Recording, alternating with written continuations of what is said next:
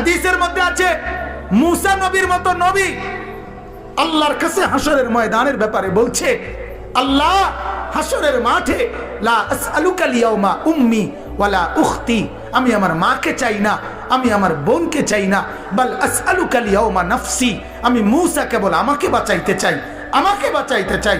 আল্লাহ আমাকে বাঁচান, হাসরের মাঠ আমার বড় ভয় হয়, হাসরের মাঠ আমার বড় ভয় হয়।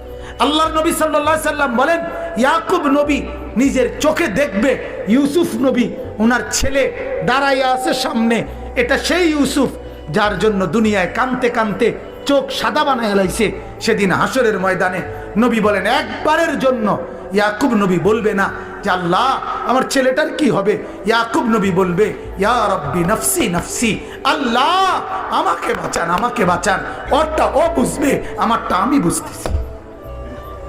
এটারে হাসরের মাঠ বলে। বাজার এই মুসলমান, আল্লাহর নবী সাল্লাল্লাহু আলাইহি ওয়াসাল্লাম হাসরের ময়দানের ব্যাপারে এতটা নবীজি নিজেও চিন্তা করতেন। আপনারা সবাই শুনছেন, জানেন, 5 ওয়াক্ত নামাজের পরে ওলামায়ে কেরাম থেকে জিজ্ঞেস করে দেখেন, 5 ওয়াক্ত নামাজের